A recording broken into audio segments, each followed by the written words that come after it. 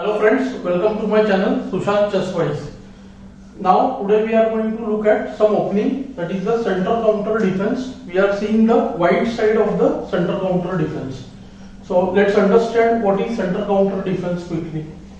After the move e4, we have looked only at the move e5 so far. Let's get started with the other moves. The move d5 immediately attacks the white pawn in the center.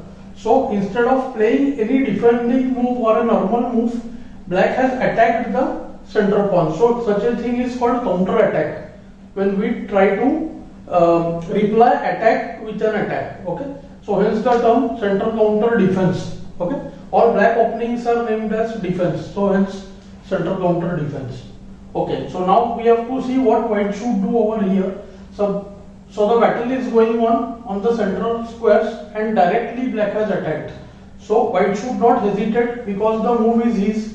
So white follows the principle, he captures the pawn, okay, letting the queen come out on d5. So this queen capture on d5 is called the center counter defense. If black wants to play the move nf6, do development and not capture the pawn immediately, that is called Scandinavian defense when the move nf6 is played. Okay, so we will be discussing about that also later on.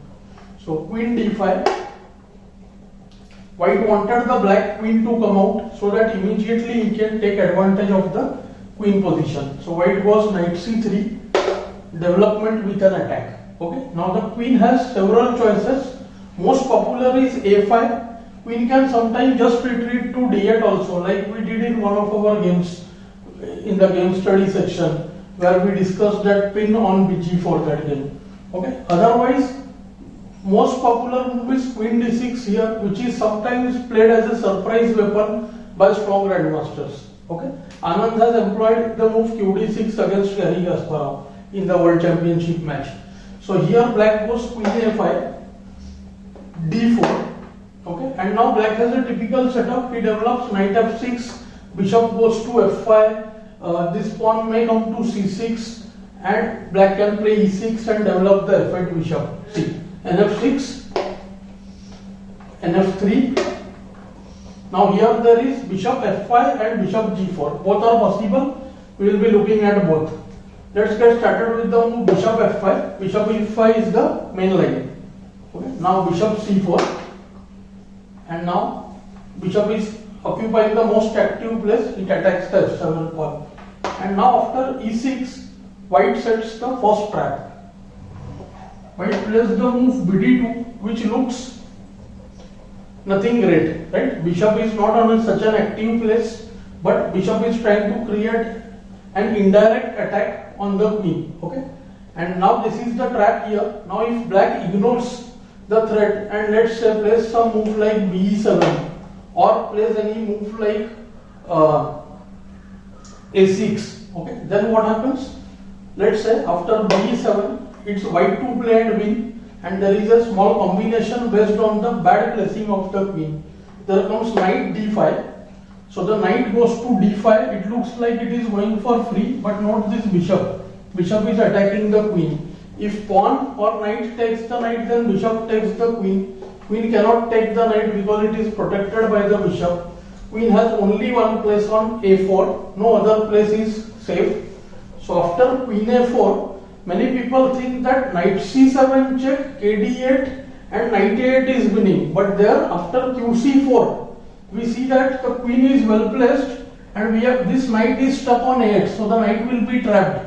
And for this bad rook, we gave up this important bishop. Okay, but here there is a very simple tactic. We see that from c7, knight is forking the squares e8, a8 and b5. Okay, so now comes the move b5 check. So it's forced to take the bishop. Queen takes the bishop, and now after knight c7 check, king d8 or f8, wherever the knight takes the queen, and white gets the winning position. That is the reason black has to play the move c6 when he sees the move bd2. Okay, let's go back to the position and understand a little bit more about it. So now black mostly plays the move c6, making space for the queen on d8. Okay, some people also like the move bd6 here, which is playable right now. The queen isn't getting trapped, but after the move we can say d5, the queen has to go to odd place a4, which can be attacked by b3. That is one option. Second, we can try to take this bishop. Let's say after knight b5 or knight e4, we can try to capture knight d6 and snatch the bishop. See, knight e4, qb6, then knight d6. So black will lose that bishop quite early for the knight. Okay, both options are good. So generally black plays the move c6 here, and now as white we are going to do the move knight d5. Okay, bishop attacks the queen. Queen has to go back to d8. a4 is just worse. We can do b3, or we can do bishop b3 also. Knight into f6 check. Now queen takes f6, and we see that there is development wise white is little bit better. White has got a very simple plan. White mostly goes for long castle in these positions. He plays the move queen e2 here, idea long castle, and the position is very good. Okay, so what we see, that white has developed his pieces faster than black. He is about to castle. Now let us look at some more theory. Here the correct move is bg4, trying to put pressure on d4. Okay, bishop c2 is a bad move. We will discuss about the move bishop c2 later in some other lesson. Okay, because it is going to become our topic of attacking the king in the center. Okay, so the main move is bg4, and there is also nd7 which is possible. So bg4, then long castle. Now we see that white has set a simple trap, bishop into f3, g into f3, and of course qd4 is blunder because bishop will move away, go to g5, rook attacks the queen, so it's a discovered attack, and if the queen moves, then rook d8 check is winning for white. Either it will be checkmate, or if the queen goes to b6, then queen into d8, he has to give up the queen. And here after the move at d7, white has the good move d5, taking advantage of the king in the center. Okay, and cd bd5.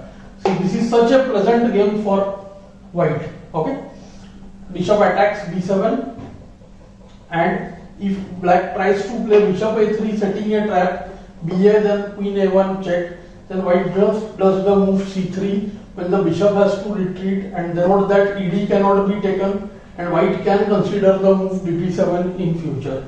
So this becomes a very good position for white. If we know these moves, they are more or less forced, and against even a very good opponent, white gets a very comfortable play.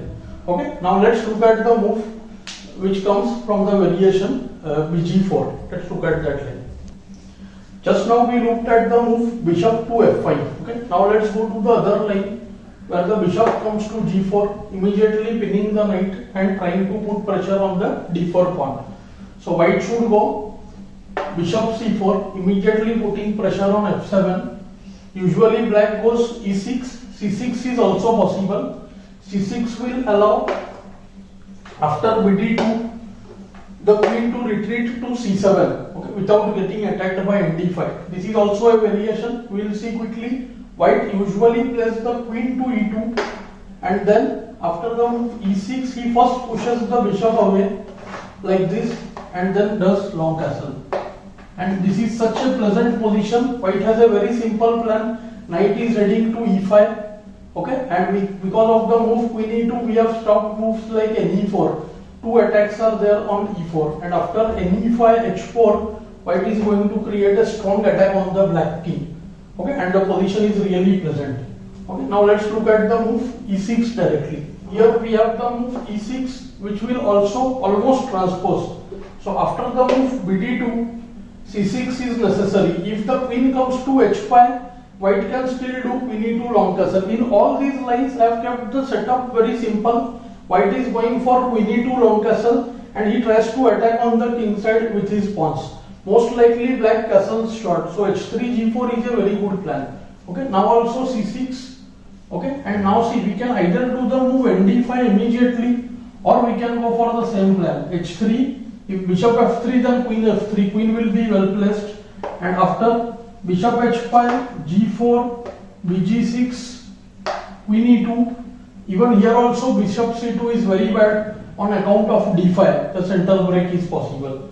Okay, and if we don't want to take that much risk, we can go first in d5, queen d8, knight into f6 check, queen f6, and then queen e2. Just note one thing, that after bishop c2, if we do bg5 here, black has queen g6 supporting the c2 square. But after bishop c2, white can play rook c1, which will give him one more development and a very strong position.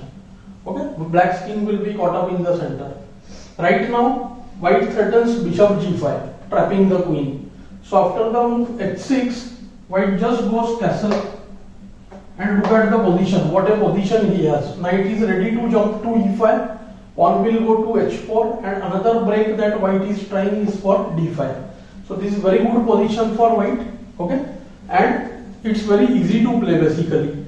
So it is very good for beginners also and easily playable at intermediate and advanced levels. Okay, so I hope you enjoyed this lesson. Do like, share and subscribe the channel. Thanks for your time.